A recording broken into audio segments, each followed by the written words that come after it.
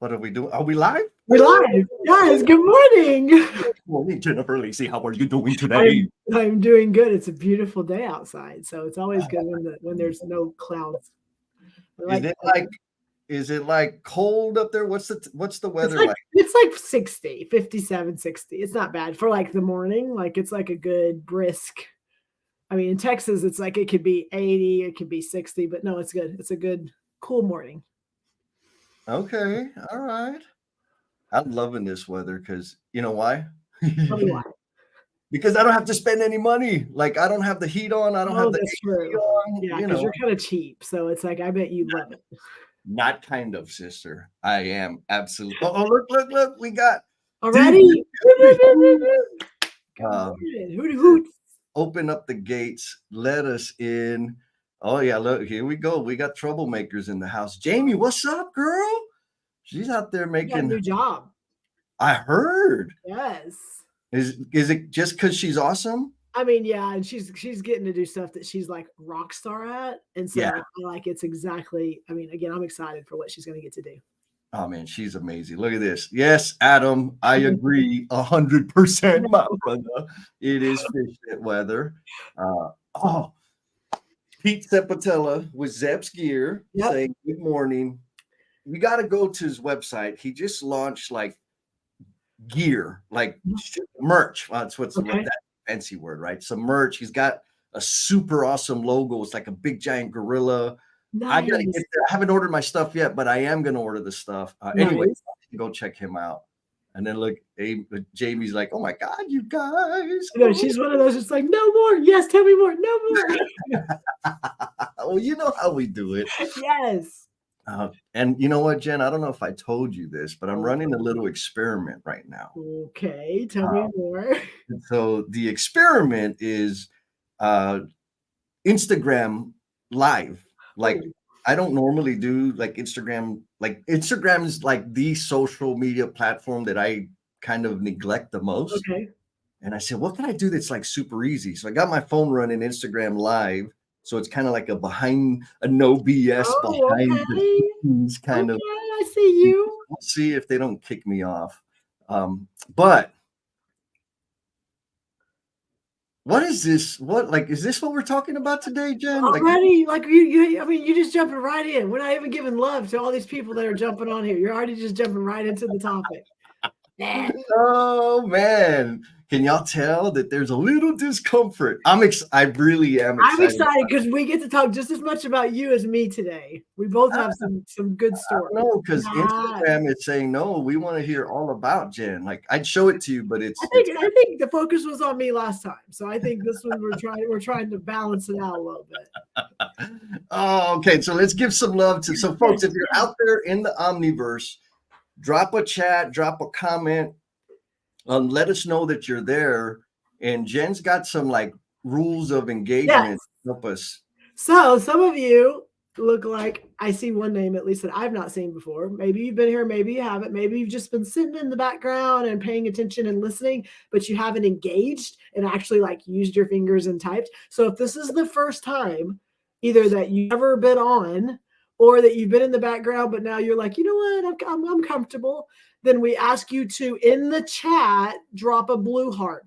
And you can either write blue heart or you can right click and go to emojis and put a blue heart in there. But the reason we ask you to do that is because we have an amazing tribe. Like our No BS tribe is like killer on supporting people and engaging with people and highlighting people and elevating people. And so as soon as they see that blue heart, they see that you're new. And what they do is they jump in and they engage with you and they go and connect with you. And so now you've got a bigger community to be able to lean on and stuff. And so please, if you are new or just decided to get a little more comfortable, please drop a blue heart into the comments. Charlie Perkins, we're talking to you, my friend, coming in from Rochester. Oh, they got cold weather up that way. Oh, man, I hope you're warm, my friend. Thank you, Jennifer Lacey. And we got some other people coming in. We're going to give some love to Mr. Jim Guntori. Jim, faithful, always showing up, always supporting. Yep, just dropped a podcast this past week. That's right. That was killer. Yes. So we'll find him and you'll see him on the socials and stuff. But yes, it was awesome. and making big waves in the DF Dub. And then we got Miss Jen Roberts, who last session was a Blue Heart. Yes. Jumped in the after party. And just like jumped in full force, didn't even care. Like she just went in with 2 feet, all hands, everything. Yes. Yes. And so one thing I want to let y'all know that she's kind of a major baller in terms of like recruiting. She's got some contacts. She wants to serve and help people. Jen, I'm going to do a poor job of describing that, but if you would please drop it in the comments so people know what you got going on, and we'll probably hear more about it today on the after party. Yes. Man, we got a bunch of people. Okay, Jeremy Harris, what's up, Jeremy? Yes. How you doing, my brother? Then we got my buddy from the Deuce Dime, Mr. Vince coming in. What's up, Vince? Oh, and do you remember this person, Jennifer? Dana, yes, we're so happy that you're back. We haven't seen you in a while. Welcome, welcome, welcome. Yes. Yes. Oh man, that's so awesome. I miss you. Another fellow Minnesotan, Minnesota. I don't like Mr. Justin coming in from Charlotte. Yes, Justin, we haven't seen you in a while. Welcome back. Oh, and Pete made a comment. He's like, yeah, that the logo that I was talking about from Zepp's Gear is hand drawn. Did you draw anything? I don't know anything about hand drawn things. Jen's like, oh, I got a book. I got a couple of books where I've done my illustrations. Oh my goodness. Christopher White. What up, Chris? Good morning. Go on. We got all kinds of people this morning. Man, I'm telling you. Yesenia. You got a 5K today. Dang, girls, nice. Like you backed off. Way to go, sister. Like Dana's saying she's glad to be back. We're glad to have you back, yes. Bro. Have some fun today. You missed Buddy, though. I don't think you did. Did you highlight Buddy? Buddy? I saw him. He was early on. Buddy. Oh, there's Buddy. Yep, my bad. Thank you. Since the last time we were on the show, Buddy had a little bit of a celebration. So if you're not connected to Buddy and you are in construction or even not in construction, like this happens to be Texo's Superintendent of the Year, and he was celebrated a week ago at an amazing gala where he got to go up on the stage, and that is not Buddy. He likes to sit in the background, and he got the light shown on him, and we got to celebrate him, and he has had an amazing career and still working and still doing everything and impacting lives, and a whole lot of people got to celebrate him. So Superintendent of the Year for DFW for Texo. Of the millennium. Yes. Oh yeah, congratulations, Buddy. Yeah, that's right. He was chomping at the bit to tell us all about it at the last after party, right? Right. I was like pulling teeth, like, come on, Buddy, come on, you got this. Yeah, look, we got some love for Buddy. Way to go, Buddy. And Adam Hoot saying, Buddy, OG, lean builder, old dog. Yep. Hashtag baller. We got Miss Gloria coming in. Good morning. Oh, she's in Florida today. Nice. I'm going to be doing a live stream with her on December 15th. Nice. On her live stream thing, Everything Construction. I think that's the name of it. I should probably know. Don't tell her that I don't know the name of it. Okay. Anyhow, we're going to have some deep and meaningful conversation. I'm probably going to feel my guts a little bit. So, and we didn't talk about this because we always have a great plan. Do we throw out what we're going to do in 2 weeks early, or are we going to wait till the end? I think we sprinkle it around a few times. Okay. So what are we going to do? Well, so in 2 weeks, instead of our normal LinkedIn Live, whatever we're doing on Saturday morning, we are actually going to do a very intentional, like a Teams type meeting so that people can jump on via video, because in 2 weeks, Jesse and I will be celebrating 2 years of No BS with Jen and Jess platform. And somehow we're still going, and they haven't kicked us off or anything like that. So 2 years. And so we are not going to be live on LinkedIn. We are actually going to be sending out a link so that you can jump on and turn your video on, and we can talk and celebrate and have a party. And so if you are interested and want to jump in, and even if you have your like curlers in and stuff, we don't care. But we want you to, and we'll bring this up multiple times, type the word party as a comment. And then Jesse will go back and he'll make sure that he has your contact information, and he will send you the invite so that you can jump on a live video call where we can all kind of celebrate and talk about all of the things that maybe, this platform has done for you, because we're going to definitely do that for us. Yes. And for clarity, because I know I heard some cheeks clench, like, oh my God, live. Yes. We don't mean that we're going to be live streaming. No. Yeah. Sorry. Yes. That's my fault. On the Teams call where we can see each other's faces and have maybe some breakout groups, some fun stuff. Yeah, but not live where the whole world can see it. It'll just be us hanging out. And I can neither confirm or deny that I won't record it and pull clips from it. FYI, wink, wink. So thank you, Jay. So yeah, drop that in the chat. We want to know if you want to come play and hang out with us, because we wouldn't be here without you, period. Yes. That's it. Yes. And getting to know each other and connecting in deeper and more meaningful ways is what it's all about. Yes. So got the party in the chat. Okay, before we jump into it, Jen. Yes. I also want to mention or recognize, celebrate some folks that have, we did like this tribe, this thing. We started having live streams, and all kinds of people, some No BS tribe members are starting to do other things, and like it's beautiful. Yes. And so Miss Amy Campbell recently released like a newsletter on LinkedIn. And Lance and Bruce, the chief troublemaker, are collaborating on something. And I wish those guys would like tell us what in the world they're collaborating on, because there are some characters, and I'm expecting. Oh, he just jumped in. Bruce, tell us what's going on. Where's Bruce? Bruce he just like literally just jumped in. What are y'all up to, my man? So celebration for Lance, and then Sarah Ganello, who has started the Bring Out Your Badass Self. Mm-hmm. And for me, it's special to be a witness of people of our group, of our tribe, supporting each other and expanding our comfort zones to serve in more ways. Anyways, I'm super excited about that. And they're like creating ripples of impact. What? Ripples of impact. Oh, look, Bruce. Exactly. Bruce. Chief troublemaker right there. Yeah, stirring it up. Oh, look, we got Milo Franco coming in. Good morning. Hey, what's up, Milo? I'm assuming you're a Blue Heart. Welcome. Oh, yes. Right? So Blue Heart, Milo, if you don't know, means you're going to get attacked by people saying they want to follow you and connect with you. Yes. So we can support and grow and learn together. We got a bunch of party people in there. We got, look at that, Miss Heather. Good morning. Okay. Okay, Jesse, what are we talking about today? This one. Have your defenses betrayed you? So you told me to create this image, and you said this is the subject.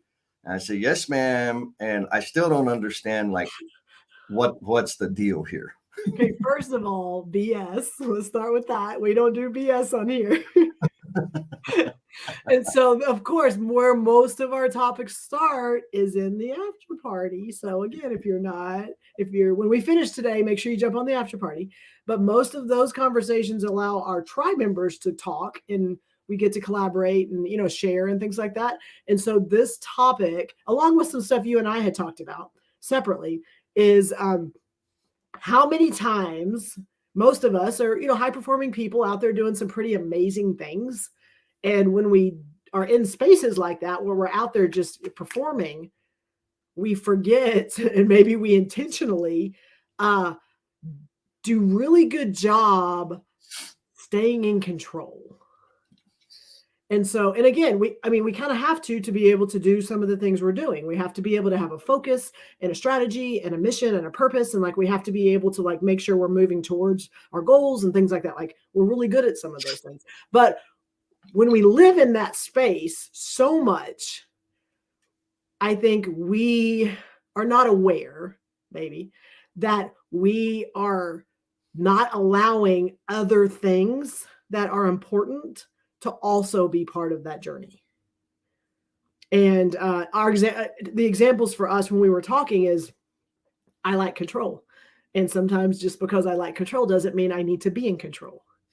And it's really hard for me. And so, and we talked about when I let go of some of that control, it's like almost like a net where we have a really tightly wound net and only certain things get through, very limited things get through. But when I step back and I try not to have so much control and the net loosens up, some of the things that are allowed to come and go and penetrate my heart and things like that, it also allows me to be a better person and to grow and to learn. And yet we forget those things, and those are empathy and compassion and patience and things like that. And so that is what started this whole thing. And then you usually just find an image and put a question up there, and then that's what we talk about. That's why we're here. That's how we do it. Yes. Oh my good. Yeah. And so I'll add a little more color to it. When you and I were kind of debriefing after the after party, which was an amazing after party, I don't know. I don't know this. It's something I need to think more about. But as you and I are having this conversation and like super excited because the after party was awesome, somehow whatever the content or core of that conversation is kind of ends up tying into something me or you are personally experiencing. Yes. Like all the time. Yes. And then it's like, whoosh, the collision happens. It's like, oh, this is what we need to talk about next week. Yes. And so here we are ready to talk about that stuff. And I'll add, so a little more, when you and I were talking, we were having a discussion around a shift that you've made, right? Like loosening up the reins on stuff and how that's creating space for goodness and new deep experiences to happen, rich experiences to happen, and also letting out some of the funky, staticky negativity or negative outcomes of that behavior. And so that's what led to like, oh, that's like a defense mechanism, right? Like we do these things to protect ourselves. And like they serve us well to a point, but then it's like unchecked, they become maladjusted behaviors, and then they start betraying us, right? They start limiting the value or the richness that we can experience or contribute to others. What do you think? It was that 100%. Yes. And when I say like it penetrated my heart, like there were conversations we've had because of me. I'm going to let go of some of this control, and I'm going to allow things to, be a little bit maybe gray. And so I'm not so much controlling them. And in doing that, it is allowing some things in that are making me a little uncomfortable. And again, I love uncomfortable. I dive into the discomfort zone when it comes to work. Oh, I'm amazing. I can get in front. I can have silence. I can all those things. I can manage all of that, and I can just be fine. And then you look at my personal life and you look at my family and my kids and the things that are not work related, and lots of control. And as a parent, we know that. And as a matriarch of a family, we know that. We know those things. But also, like, what are we missing out because we're so much trying to control things and trying to make sure everything's right? And that's where, like, I've tried to, like, I've got to let go of some things, and I've got to, not be so, like, this is regimented. And when I just did that, like, I'm just going to do this because I know it's probably what I need to do. And then what started, like, happening and started coming into my, conversations that, like, I'm going to say never have happened, but because I just stopped trying to control everything. Like I've got my mom calling me like 2 or 3 times a week that like, that's just not the engagement we've had. Like it's more me initiating it, but because I've reached out and I've tried to like help with some of that communication, she's calling me more. And I'm like that, like what's happening right here? And it's because I've stopped trying to control every dang thing. Yeah. So what I heard is outcomes. Yes.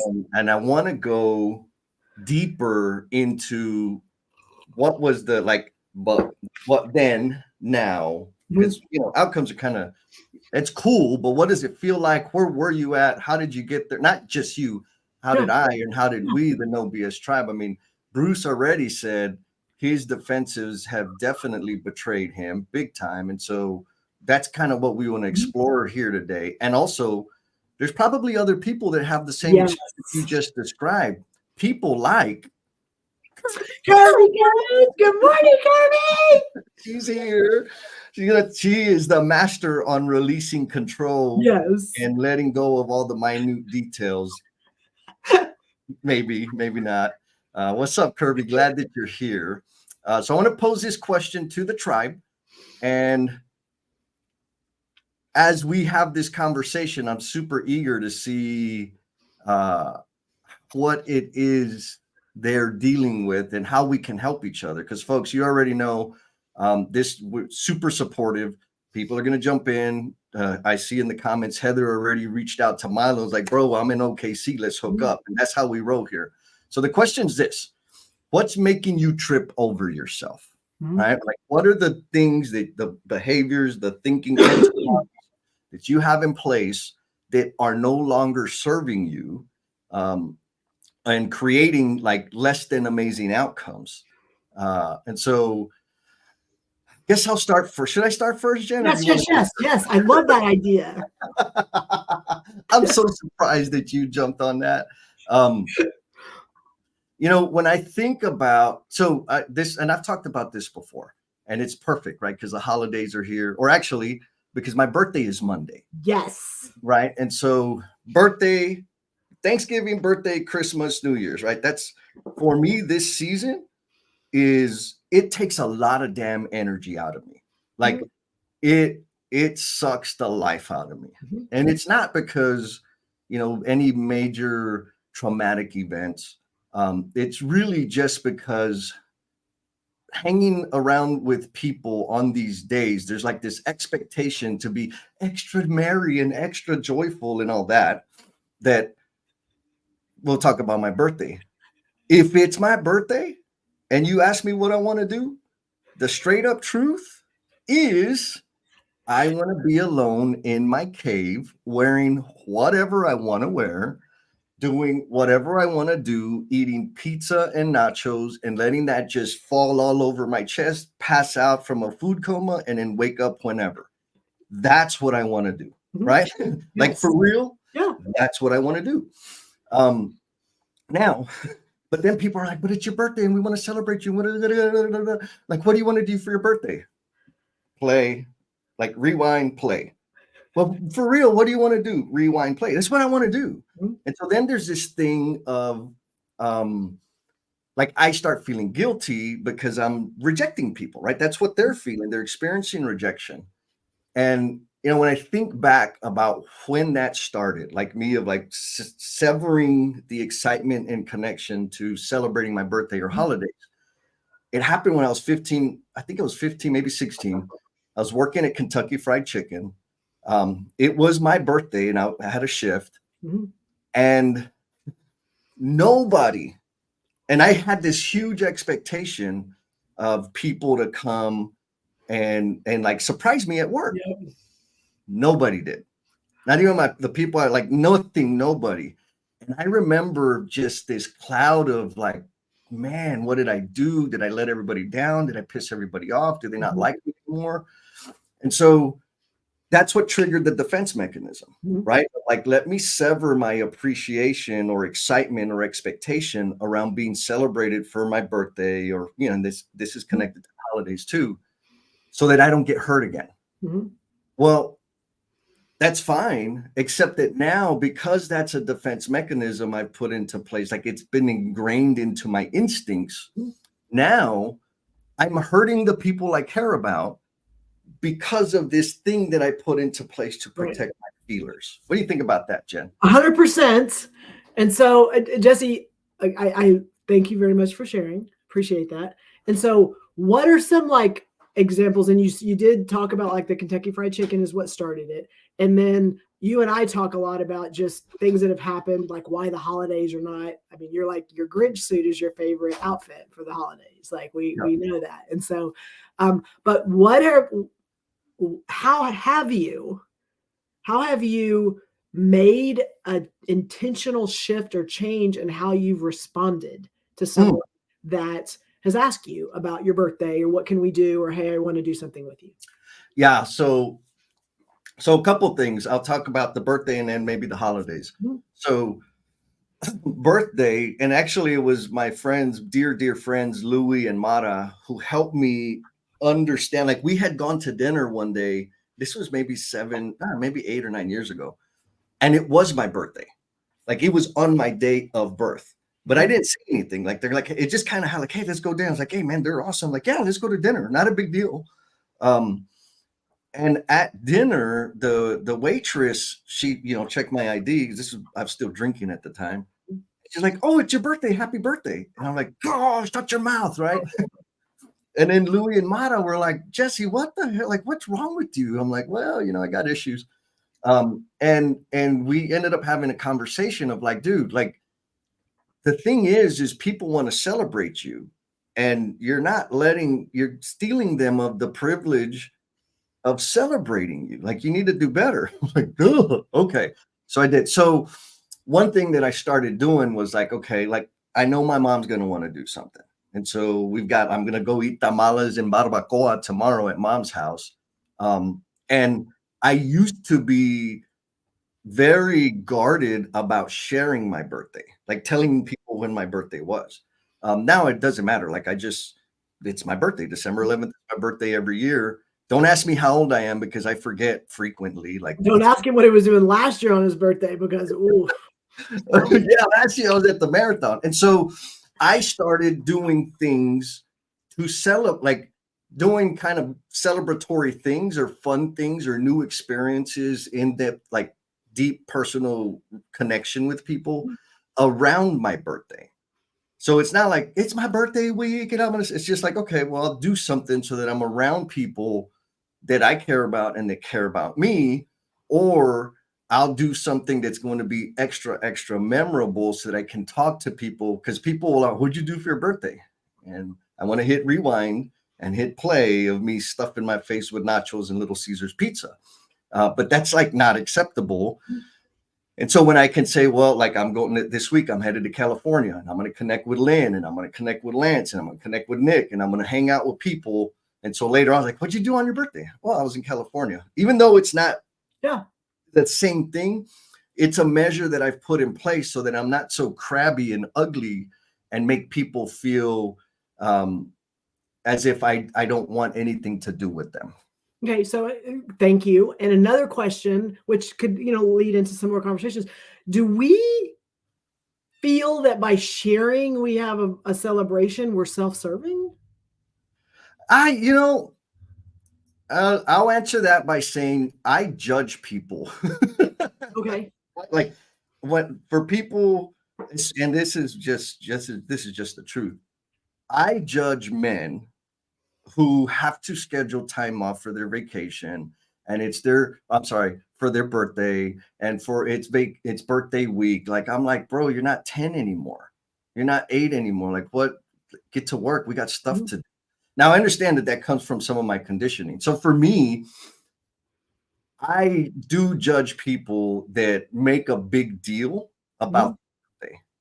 And that's mostly because of the way I feel about it. Like, I'm on the other end of the spectrum in terms of like unhealthy behavior around my birthday.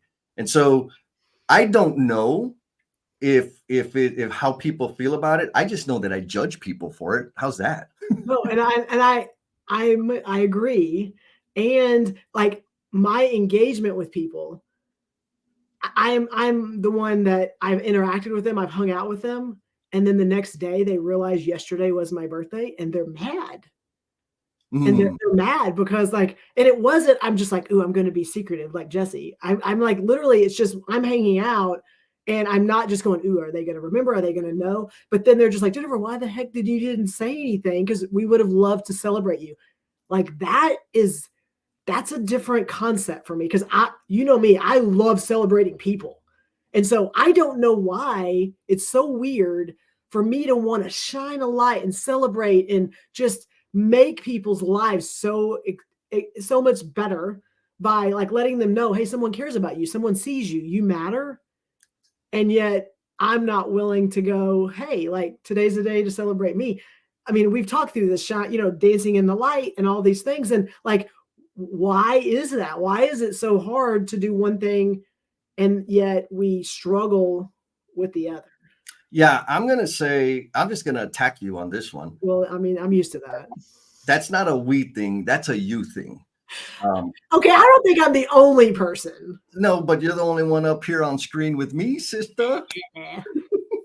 And I believe, and we've talked about this, I believe part of the reason, I don't know how big a part of it is, but part of the reason that celebrating and announcing to the world everything about everybody is cover. It's a smokescreen for you to stay behind. I don't like you. Come on, folks. L&M, I'm sorry, no BS tribe out there. Let me know. Give me like, am I right? Am I wrong? But it's real. So it's not like I hear you, but it's not like smoke and mirrors, like I'm trying to like hide. Like it's legit. Like I care about all of these people that I celebrate. So that's where like I struggle. It's like, well, no, because it's real, but I'm really good at just focusing on that. And then when it turns around and it's about me, it's like, no. Like I'm telling you, on Christmas morning with my kids, Christmas with my family, like everybody's opening presents and I'm taking pictures, whatever. And at the end, they're like, Jennifer, open your dang presents. Like all my presents are sitting there. And it's not because I don't care about what they got me. It's because I really care about what everyone, like the reactions and what people feel and think when they get to open their stuff. And so that's, I'm gonna say, a struggle. It's like it's this dynamic of being able to be excited and let people see me happy and excited. And like I've had comments before, and I probably talked about it on here, that like I've been hanging out with a group of people that I engage with a lot. I'm going to say younger, my girls and their friends, and we were on a boat with Jamie or something like that. And one of them goes, I'm not sure I've ever heard Jennifer laugh. And it was like a moment where I'm just like, I mean, this group knows I smile and I laugh and I'm happy a lot, but like that I've not allowed that in that space. But it wasn't me going, ooh, they can't see me with emotions. Like it's not intentional. And so what am I doing that net? And again, it goes back to that net. Like, what have I done that it's so closely knit that I'm like, okay, this, and this is what we have to do. And this is the plan, whatever, that like, they don't see a lot of the things that I allow to come out even in this type of platform. Yes. So I think there's an important point there. Okay. Is like the persona, the avatar that we craft, that we design and like put a lot of time and energy into building for work or the professional space, is this pretty well-adjusted person.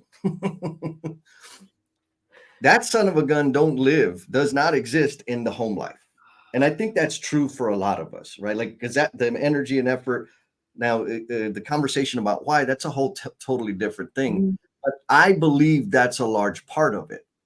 And then connect the control thing. So Garrick Smith, my buddy from way back in the day, nice. He says, it's funny that you talk about it. Running a business with my wife, I have the hardest time letting go and not being in control. Right. Other people. I am going to say that it is a control problem. Yeah. And, I was talking to Princess Kim yesterday, and she's like, it's a little play on words, but I think it might help some people. Yeah, some of us like to say that we're a control freak, or she or he is a control freak, which is kind of label, you're damned or you're judged. That's it till you die. And she's like, well, what about, maybe I'm not a control freak, but I am control freaky.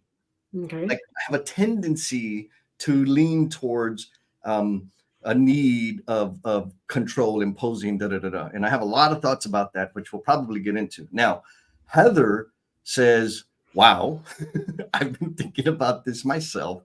Why do we have that need? Why does it feel so important? I can't answer the question for everybody. I can answer the question for myself and for some of the people that I've been working with and that have like allowed me to speak into their life. The need for control is or comes from a fear. Period. Like what that fear is, I think it's different for everybody, or maybe it's not the same fear all the time. It is a fear of some sort. And so we're trying to avoid something, whatever we think that nasty, ugly, scary thing would be. And we put all this energy and brain power and emotion and feeling and manipulation and like all of this stuff to try to control the outcome. And we have no control out of the outcome. And then because we're doing all of this, tinkering and, social manipulation and we start noticing that people are weird. Like, why are they like that? Why are they mean? Why are they rude? Why are they short? And it turns out it's because of me. It's because of all the little damn things that I've put into place. It's motivating them or eliciting that response that I don't necessarily appreciate very much. And it's my fault. What do you think, Jennifer Lacey? Well, and we go back to this word, and I'm going to continue to use it, the conditioning. Yes. Like we say that, we use it, like we do not acknowledge how we've been conditioned. And it's like, once we can like stop and go, why are we like this? Like we can say, I'm like this, but why are we like this? And it can go back. I mean, we'll dig into, like, when we talk about, we have some sayings, Jesse and I, on just like buy the damn nachos and things like that. Like some of you may not know the story behind that. We'll get to that later, but it's the need, the fear. I'm going to go with that because I love that. Like, why do we have to have control? It's the fear of something. And I'm going to tell you, for me, it's the fear when it comes to money, which is, but when it comes to money, it's the fear of not having it. Mm-hmm. And why does that matter? It matters because I grew up not having a lot. Mm-hmm. I grew up and was conditioned into the decisions that were made were super intentional, and we had to sacrifice. Was it this or this? We get this one thing, and how important is that one thing? Because we won't get it again, for what, like the decisions that my father made when it was, when it came to money, like it conditioned me to protect, and what do you have to sacrifice, and how are you going to live? And I was like, every decision I've made since then has been, I want to make sure I'm not in that space, or my kids are not having to make the same, sacrifices that I made, to the point, and Jesse knows this, so far on the other end is that I'm not in the same space as my dad, and yet I'm still doing the same things. But what does that rob you of, Jen? The joy. What do you mean by joy? The joy and the like when we talk about like that, my kids, like being able to see them happy and just excited about something, and everyone sees it. Like if you've seen Elf and just all the things where it's just the joy and the excitement of the experience. Like when you take, and I'm not saying like carte blanche, like everybody gets everything they want and you just spend thousands of dollars. Like that's not what I'm saying. But when you just stop trying to control what's happening, and you just kind of step back and you allow it to happen, and you say yes every once in a while when you're used to saying no to everything, like the way that it allows them to feel and allows them to engage with you. Like, and it's not, it's my kids specifically, but it's my family and it's things like that. I'm receiving love and joy and things that I've never allowed myself to feel it because I needed to control. I needed to go, yes, this, no, this. And as soon as I backed off and I took I allowed the net to be wider where things could come in and out, it's like watching the joy and the happiness and just people enjoying a moment. Like when's the last time that you went out somewhere with your family, you went somewhere and you did it? The first thing was like, how much is that? How much is that? How much does that cost? Like, we can't do that because, but like, and like where you just go, we're out, we're celebrating. Yes, you can have that milkshake. Yes, you can have, we're going to allow you to go to the candy store and pick a bag of, like, how many times have you done that and just allowed it to happen and watch the reaction of the person that's with you? Like, I didn't, like, I just didn't because I was so needing to control the outcomes. And Jesse, you're right. We can't control the outcomes. Like those things are going to happen. And why would we not want them to be in a better place than just, yes, I feel good because now, I did exactly what I'm supposed to do. And your kids are just like, well, that wasn't fun. Like, then why did you do it? That's why they're in the boat and they're saying, man, I don't think I've ever seen her laugh. Ugh. Right. I mean, that hit me. I mean, there's not many things that can impact me to that degree in that moment. I mean, it was changing. And then I mean, and I'm doing something, my daughter's doing something, and I laugh. And then I wonder why she does it 10 more times. And I'm just like, Alex, just stop doing it. But like, it's because the reaction she's getting from me. Yep. It's like, I want more of that. Let me just do this over and over and over again. Yes. And I'm like, that's not her, that's me. Yep. So, Jen, so hold on to that thought. Hold on to that, because I know we said it, but I want to help people. Okay. Yes. And we got some awesome comments. Okay, go. Yes. Here's the question that we're kind of dancing on right now is, what's making you trip over yourself? What are the behaviors that you have that came from something that no longer serve you, or maybe are robbing you of joy? And so Mr. Pete with Zep's Gear says, it is hard, but you have to force yourself to let go of control. But watch, so you still are seeing the outcome, right? Like, you can't completely do Jesse and let's run naked through the streets. Like, that's not a good recipe. So you still have to monitor, but maybe not stick your fingers into everything all the time. Yes. Mr. Milo coming in hard. He says, personally speaking, I think it has to do with my unwillingness to be what I perceive to be vulnerable. Vulnerable. Yes. We love that word. Oh, favorite word ever. And so let's talk about the vulnerability idea, right? Like, I said that the control thing is a measure to avoid experiencing something that I fear. The vulnerability is releasing control, surrendering, and now I am vulnerable to experiencing what I am afraid of, right? Like, I'm at risk of being hurt. Yes. Simple. I'm at risk of being disappointed. I'm at risk of letting people down, whatever that is. But it's not true yet. The only way to prove it is to do the damn thing. Right. And so, Milo, I appreciate you jumping in and sharing that. That's a powerful one. We got another one. Who else we got here? Oh, man. Mr. Christopher White says his disappointment seems to be directly related to the difference between what I want to happen in my life versus what is actually happening. That sounds like expectations to me, Jen. I would completely agree. What do you know about them things? Chris, appreciate you. Milo, folks, love, please keep it coming. Again, those expectations, like for me, all the resentment I've ever experienced and all the disappointment I've ever experienced come from my expectations, period. So who sets up my expectations? Me. Not me. So I can do something about that, right? And so that's the other funny thing. And we're going to come back to you, like this control thing, all the damn energy it takes to control the environment, control the people, control their feeling, control. When I'm doing that, I'm not exerting an ounce of energy on controlling myself. Well, and if I shift to controlling myself and changing my behaviors and taking a risk on trying new things, guess what?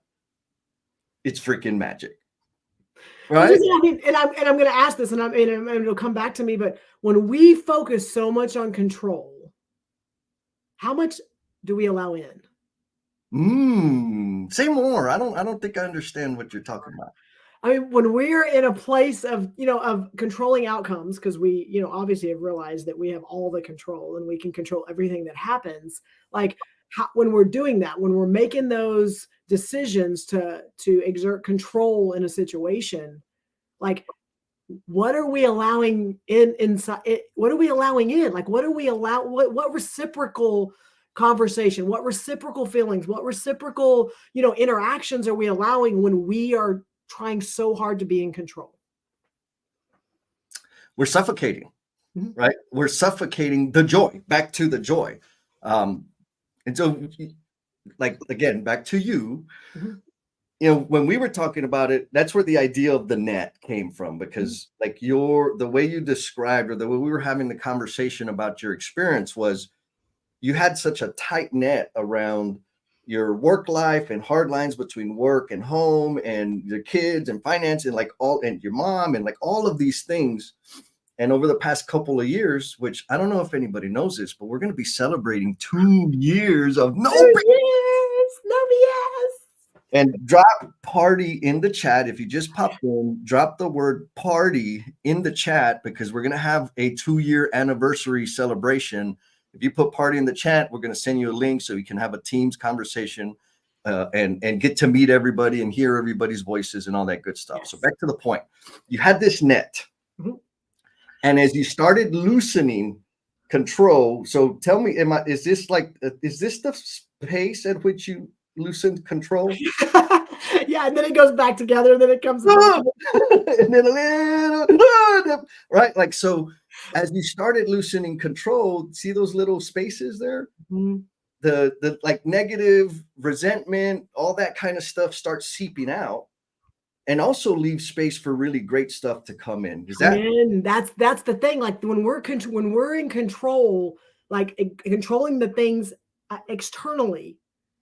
And again, think about that. Think of a place in your life that you are very much in control, and you are intentionally making sure that you can, manage the outcomes. How much do you allow to come back into you?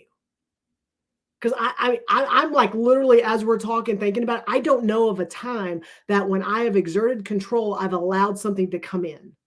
It's about me controlling external, but nothing internal. And it goes back to that protection you're talking about, and that, what are we protecting ourselves from to not allow ourselves to get hurt, to, there's a fear that we've been conditioned to try to protect, all those things. Yes. Now, well, I mean, we're kind of talking about this transition of releasing control and surrendering to awesome amazingness. Does it just happen overnight? Like you just decide and it happens? Or are there, like, what are the resources? How do people like start the transition? So a couple of things. I'm going to say, for me, there's 2 big things. And one has happened over the course of, the last 2 years. And then one, I'm still in progress. So the first thing is the people that you're around, and the spaces that you're in. And, how much of you do you allow those people to see? So there's that part. And if it's the right people and you trust them and the vulnerability and you're willing to, to go a little bit outside of what you're normally doing, then they're in a, if they're the right people, then they can hold a mirror up and they can kind of reflect back to you what they're seeing and what their thoughts are. And you have to be open for what they have to say. That's one big piece. And that I had to start. I didn't know I needed to do that, but once I started hanging around the cool kids and people that were doing some really cool things, but also that would like call me out and be like, okay, you're saying this, but you're doing this. And I'm like, yeah, they're both right. They're like, well, like, how does that make sense? And so it's like, and then I had to start, the second part is the reflection part. So I'm going back to you in a minute. So just a second. But the second part is not only being around the right people that will, again, call you out, and that will hold you accountable, and that will go, well, you said this, but your actions don't match that. Tell me more about that. Like having the right people that say it. And then I walk away from that and go, well, them stupid people, they don't know me. They don't, like, I can go there, or I could go, crap, I got to think about that, because I've not allowed myself to reflect and really listen. Okay, then why do I do those things? And what is causing that? And what conditioning have I been so ingrained in that I've not like made a change? Like we're in an environment where we like to continuously improve and grow and learn, like that we talk about it at work, and we're amazing at that continuous improvement when we're talking about work and how do we make things better and how do we, you know, all these things, but like none of that. Did we think about in our relationships and the things that we do? And so that reflection piece on, I got to think about like, how do I get better? And part of it's owning that, one, I don't have all the answers. Two, I've been doing some things really screwed up. And I've been not doing the right things when it comes to people I care about. Okay, so there's that. Woo-hoo. Well, yes. So folks out there in the Omniverse, here's the question to you is, who do you reach out to when you're stuck? And so Jen, like you nailed it, right? Who are the people? Have you built a community, curated a group of courageous people that are going to tell you what you need to hear, that are going to challenge your thinking, that are going to say, we're talking about this again? Like, this is the same thing? Jesse says that to me a lot. It's like, dang it, we're not there yet, Jesse. Like, how is this different than the last 10 times? No, I'm exaggerating a little bit. But so it's those like those people that, which I know a lot for me, are in the no BS tribe. 100%. People that I trust and I will reach out to. Bruce does it all the time. He'll send a message and say, hey man, how are you? Like, haven't heard from you. Maybe something caught his attention that my energy was off a little bit, just to check me, right? Hey, are you okay? And the reflection that comes from that. Right now, I have a practice of an hour a day of thinking time, which is reflection. It took me a long time to build up that much time and to be comfortable with actually reflecting. Now, the source of reflection the topic of reflection often comes from feedback, observations that I've received from the people in my community. And so for me, it really starts with who, right? Like, who do I have a resource? Do I have the guts to talk to somebody else and say, I am struggling, I need help? It all starts there. And then I could start messing around with it. And also, when I am the resource, it's not easy to like be straight up and tell people like you're shitting the bed again, because I'm at risk of losing your trust. Mm-hmm. I'm at risk of using your adoration because I'm challenging you, and I could hurt you or offend you such that you cut me out of your life, and I wouldn't like that. But I want to help people become the promise they are intended to be. And so I know the value I get when people hit me between the eyes with some truth. And so I just practice the thinking of, hear me now, listen to me later. Like, you don't have to love all of my feedback. You can be pissed, you can be hurt, you can be offended.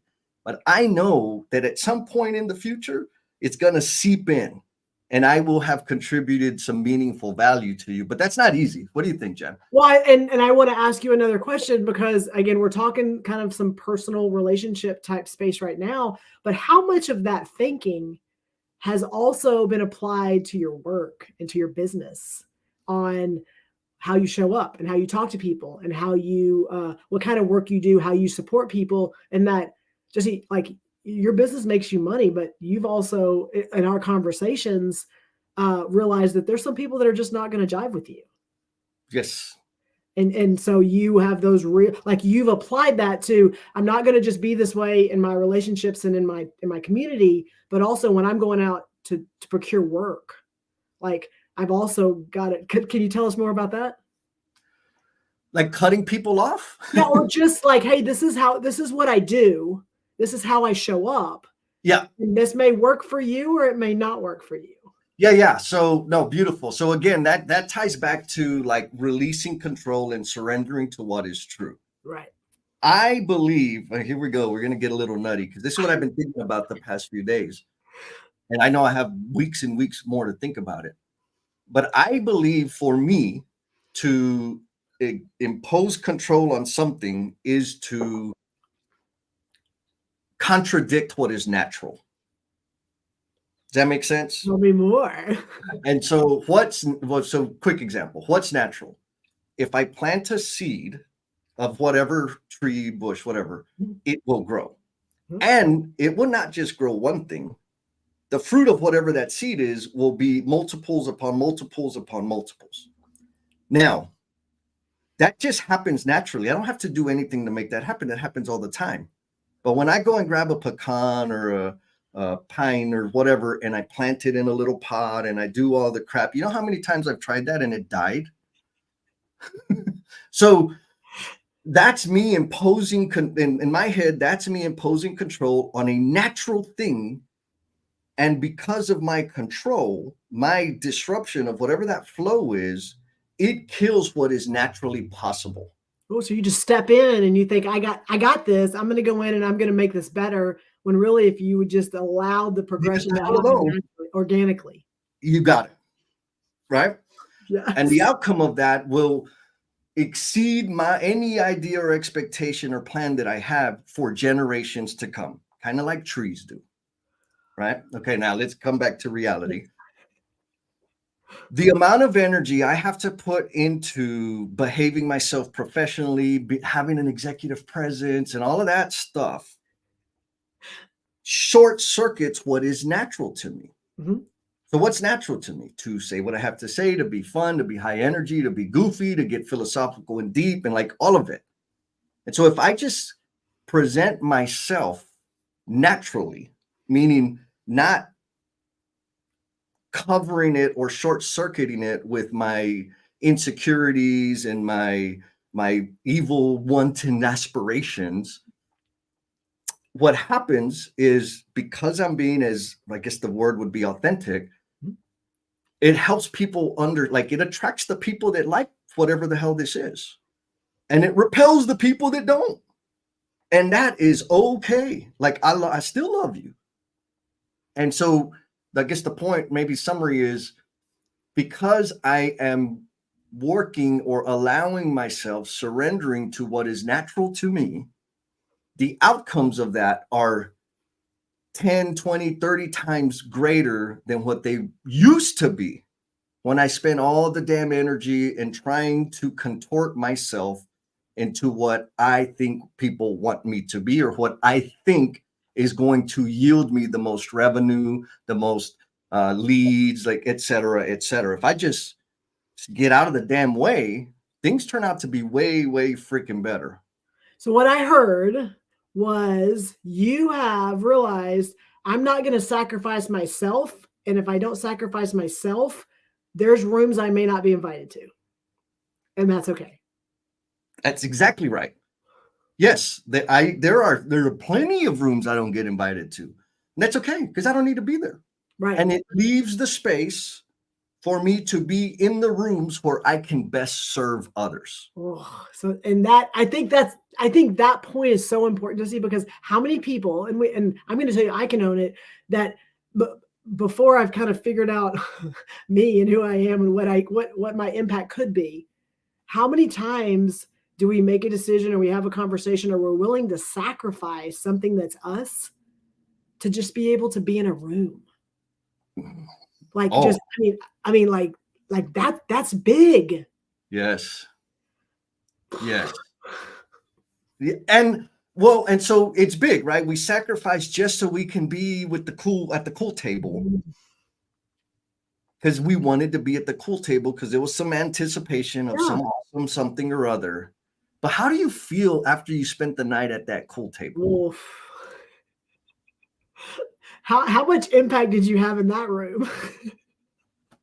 Right? Like, yes. It sucks. It feels ugly. Freaking don't go. Yes. There's like the kids table is like cool too. Yes. Oh man. So you mind if I think we need to go to the go. No, I know there's a lot of stuff popping up over there. Yes. Oh my God. Look at that. It says preach, brother. That's right. Yes. So Milo ain't playing. He says, I've been in a men's group for 4 years now. Being in this group of like-minded people has helped me a lot to stay focused on the things that matter. Yes, right. Find like-minded people. Go out there, curate that. My buddy Garrick says he has gained and lost business for just being him. It's a good thing, because working with like-minded people. Yes. And Mr. Bradley, what's up, Bradley Parnell? He says, an impossible task is making something happen. Be a part of the environment that encourages intrinsic growth from your presence. Bam. Yeah. Like, yes, Bradley. Yeah. Like, show up and just be there. Uh-huh. Let's see who else we got in here. We got some freaking great stuff. Oh, you know this person? Demetria, good morning. Yes. Coming in from She's Facebook, like, again, another person. If you are not connected to Demetria, she is killing it. She is out there just, I mean, she has nothing holds her back, and she shows up her real self every time. Sometimes I gotta like bring her back. Like, okay, settle down a little bit, but she's amazing. So if you're not connected to her, make sure you reach out and connect with her. Yes, amen. And also Jen Roberts, she's coming in from YouTube land. She's giving us a little bit of what she's got going, and hopefully we'll get to hear more about that at the after party. Justin, you know Justin, right? He always do. Yes. Chip on my shoulder. Let's say, to chip on my shoulder to always prove myself sometimes prevents me from proving myself. Right? Like, yes. Oh man, well, it goes back to what Bradley said. Sometimes we just need to show up and be there. Like, we don't have to say things. We don't have to prove ourselves. Sometimes us just being in that space, like, it allows us, I'm going to tell you, to allow something to come back, and you're allowing, like, okay, what are you taking in? Yes. That part of it is so, we think about the nets and like just protecting and like, I'm not going to let things in. But when we loosen the nets, what are we allowing in that all of a sudden makes us think differently, or allows us to have a connection or a relationship with someone that we've been so, just so, I'm going to say, tunnel vision on, this is what I have to do to make this work, or this is what I have to do to protect me. But allowing that net to loosen up a little bit allows some things to come in that, like Jesse, it hits that Grinch heart and it helps it grow a little bit. Yeah. I don't want to talk about it. Let's move on. Let's stay on time. Let's stay on task here.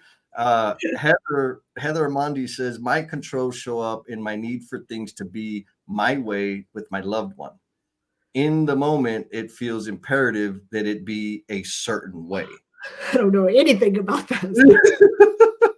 Right. And that's the thing. It's like, I mean, I say this a lot because it's the things that I run through my head that help me experience the largest amount of joy and fulfillment. Mm-hmm. It's things like, let it be what it is. I mean, don't impose yourself on it, Jesse. It's as simple as I will let it be, because once I start putting my hands in it, it's going to get complicated, right? Just do the damn thing. Just do, right? Like, it's these simple things that help me not get in my own way. And oh man, we got so much stuff here. Talking about mentors. James Gable says, my defenses have kept me from the right people. Oh, we're getting some love until the No BS tribe. I'm my biggest critic, and I don't want to invite in other critics. Fair enough. Adam, do you know anything about that? Adam, it was her. It wasn't me. It was her. So now we know the truth. Bruce checks in on me, not because he's worried, because I still owe him $20. Just making sure you're still out there. Oh man, I love it. So, we did ask the question, and it's awesome. There's a lot of comment replies back to it. Like, who do you reach out to when you're stuck? Like, who's that person to help you get there? Mr. Rodney Ashmore, back repeat offender, says, I will always go back to my mentors, the people who have proven to me they are who I want to follow. Mm-hmm. So thank you, Rodney, because that brings another idea in. How selective are you? I feel like when we think about mentors, people are maybe clinical and rightfully so, clinical and intentional and really smart about selecting who their mentors are. Well, it goes back to your accomplices thing, but I'll let you keep going. Yep. But in terms of surrounding myself with people in general, I don't think that we all have the same type of filter. Or maybe to say it more clearly, I think we're irresponsibly relaxed in terms of who we allow to come through the mesh of the net. When we loosen it up. What do you think, Jen? Well, I mean, you and I've talked about this a lot in different conversations, but it goes back to that accomplices. You know, like what accomplices do we surround ourselves with to go, yeah, that they were wrong and that's not fair, and you have the right to feel that way. Like those people that are in our lives that do that. And I'm not saying that those people also aren't saying positive, encouraging things that can help you grow, but a lot of times those people will keep you exactly where you are. They are not going to help you look outside of yourself. They are going to, and again, you call them accomplices, and you have some really good examples of what that looks like. But when you are surrounded with accomplices that are just there to make you feel good and you got this and you're fine, and they're not like holding the mirror in front of you and going like, what the heck's going on with you? Like those are, I'm just going to say it because I've had to make some really hard decisions. Those are not the right people. Yeah. So when I talk about accomplices, I use that word loosely because I like it. I think it's fun sometimes. But really, when I'm thinking about accomplices that are maybe unhealthy support or can keep me stuck, we'll think of it that way.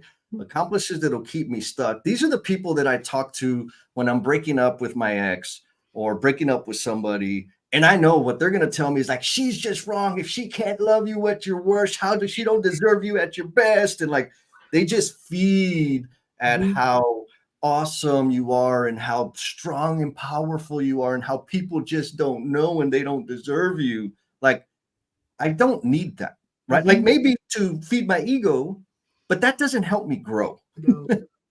It does not help me grow because I'm going to tell you right now, in every single damn relationship I've ever been, and I think this is true for everybody, I contributed to the failure of that relationship in some form or fashion, period. Yep. And yes, I can blame everybody else. But if I don't take ownership for my contribution to the situation, I'm going to stay the same and have the same outcomes. And so if I surround myself with accomplices that are going to give me a pass on being a dummy, I'm going to continue being a dummy. Yes. And Jesse, I will completely say you have helped me tremendously because I will come to you. And again, we're really good friends. And I will come to you and I can be emotional. I can be upset. And you allow that space. You allow for me to be in that space. And then you're just like, what about this? And did you think about this? And well, you said this. And like, how do you think? I mean, like you call me out and like, I don't leave and go, well, he's stupid. I like you help do that. And that's what we need. We need people that are going to have care and compassion and allow you to be in the space that you're in, but also not let you take that and then not see all the other things that the emotions can cloud. When we're in the middle of something and it's hurting us, or we're upset or we're frustrated, it's easy for us to get clouded. And okay, yes, we can acknowledge that, but then here's all the other things too that we contributed to. Yes. And our people will help us see that. So yes. Jen, I'm seeing this trend in the chat. What is that all about? Okay, party. So in 2 weeks, normally we do the live stream on Saturday morning on LinkedIn, but Jesse and I are celebrating our 2-year anniversary of having this platform, and we're still like each other, kind of. And so we are going to celebrate not just with us, but with y'all. And so if you write party in the chat, so you have to say is party, you don't have to say anything else, then we will make sure that you are on the invite, and it's actually going to be a virtual call with everyone, not the live stream, so that we can all like see each other's faces and we can talk and celebrate and have a party based on that we're somehow still here. Yes, that is the thing. So Jen, there's this other person. You know her at all? I do. I know her very much. So yeah, we are going to be celebrating 2-year anniversary. We want y'all to be there. Drop party in the chat, so we'll make sure and bug the hell out of you and get you on the list so we can all hang out. And I'm in the process of moving, sharing the link to the after party. Yes. So if you don't mind, Jen, would you mind sharing your closing thought? Yeah, can you pull up, because Sam Sinclair, I know we haven't given him a shout out, but he said hello, and then he actually shared another one. I think it was above. Let's see. I think there was one more. There you go. So leave that up there, and I'll do my yes. So Sam, thank you for showing up today. And so his comment: for years, my fear was lacking confidence in the room until the last few years opened up and be vulnerable, and I learned from my peers. So for me, 100%, like, I have been able to be driven and been able to accomplish really big things. And all of us have. I mean, that's the space of the people that we're in. And once I realized that that's great and I can continue to do those things, but once I let go of some of the control and some of the fear of what what could happen, what won't happen, all of those things, when I allowed myself to let go of some of that and allow other people in, I'm telling you, it changed my life exponentially. Like, as much as I thought I was like, oh, I've reached this place that like is amazing. As soon as I realized I couldn't do it by myself and that we are better together and we are better as a community and we are better as a tribe, like what that has opened up in my life, like I couldn't even have predicted it. And Jesse, you and I talk about this just on the 2 years, like 2 years of this, when we sat, my house had flooded. I was in a rental house. Jesse came up to help me move, and we're sitting in a house, and we were sitting in the house talking, and we just finished our No BS, our Lean in Love live streams, and we like sat in there and we were having this conversation, and we're like, we need to create a platform. And we just like started having this conversation, having no idea like what could have happened in the last 2 years. I mean, we didn't have a plan. We didn't have an idea. We just like, oh, well, let's just do this and see what happens. And like the lives and the ripples and all the things that have happened in 2 years, like we couldn't have planned it. But if we didn't open ourselves up to go, well, let's try this and see what happens, like we would have never known. 100%. So 100%. That's my closing thought. Just jump, just do it. Like try it, because you never know what it could do. Yeah. Again, so it takes us kind of back to the thing of nature. Like if you have a curiosity, and it takes us back to like celebrating Amy and Sarah and Lance and Bruce and the rest. And folks, if I miss somebody that has started doing something, stepping out of their comfort zone, and that is part of the No BS tribe, put their name in the chat, because these are the people that are on top of mind because of some things that I've seen here super, super recently. I know they're not the only people in the tribe that are actually doing things. And so instead of resisting that curiosity or that calling, like put your toe in there. It's gonna be that. It'll be okay. And you have a community to tap into to help you. That's celebrating 2 years in 2 weeks. 2 years. So here's somebody that wants some love. Mr. Noah Hermes. That's my buddy. Yes. Go love on him. The chat. All right. So folks, I'm pretty sure I dropped the link to the after party and all the stuff and all the socials. And it's on the No BS page also. So yeah. So if you're on LinkedIn, go to the No BS with Jen and Jess page, and the link to the after party is there also. It's in the comments on the YouTube and the Facebook and the LinkedIn. And, so please show up. My closing thoughts did, and Jeremy says it beautifully, right? Our defense mechanisms are natural and useful to protect us. 100%. We just have to be mindful that those defenses don't cross the line to self-deception. It is definitely a slippery slope. Like, amen. That's exactly what we're trying to communicate here, Jeremy. And thank you. Like, we could have just done that and been done with it, Jen. Oh my goodness. How you feeling, girl? You ready for an after party? Yes. And that again, please, those of you, even if you haven't before, like jump in, click on it. You don't even, if you just want to come in and sit and listen, the cool thing about the after party is everybody that comes in, you raise your hand, you can come up to the stage, and then Jesse and I kind of get to sit back and listen. And we get to hear y'all and your thoughts and maybe your takeaways from today's show. And so, and again, there's no video, so you can just kind of sit and listen and stuff like that. And it's just the conversations from there usually will spark some things that we talk about in some future live streams. So just saying. Oh, that's it. So we're gonna wrap it up, and then we got 5 minutes till the after party. Yes. We'll see you later.